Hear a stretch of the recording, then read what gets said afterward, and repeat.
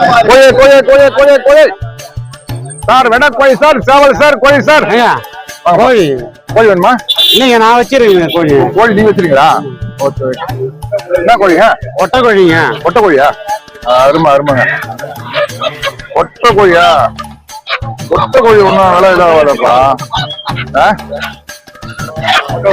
ஒட்டை கோழி ஒன்றும் விலை போகலப்பா. என்ன ரேட் சொல்றீங்க? 600 ரூபாங்க. இது 600 ரூபாயா?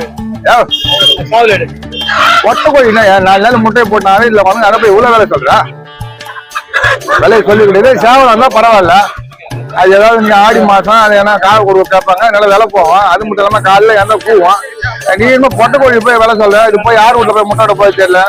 நாளே முட்டையை போட்டு அவையில் போய் ரேட் சொல்ல சொல்ல அதுக்கு சொல்லுங்க, கொடுங்க. 300 ரூபாய். 300 ரூபா அநியாயத்தீங்க. அந்த கோழி எப்படி எட்டும்பா?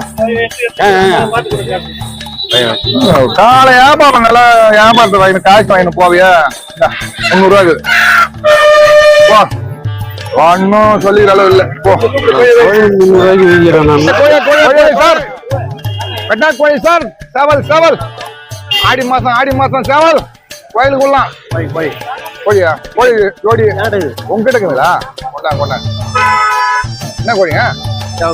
சேவலா? சேவல் ஒண்ணும் இப்ப விலை போவாத. கறிக்கு நல்லா இருக்கும்.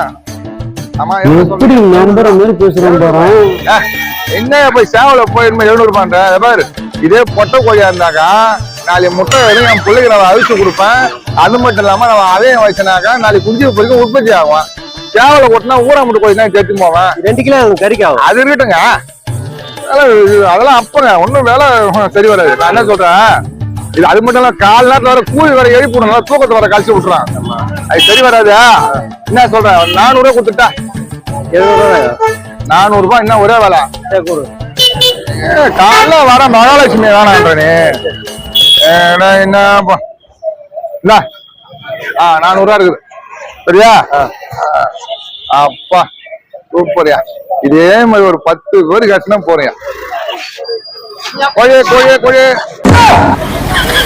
இவன் இங்க நிக்கிறான். இப்படிதான் எல்லாரையும் ஏமாத்திரியா நீ?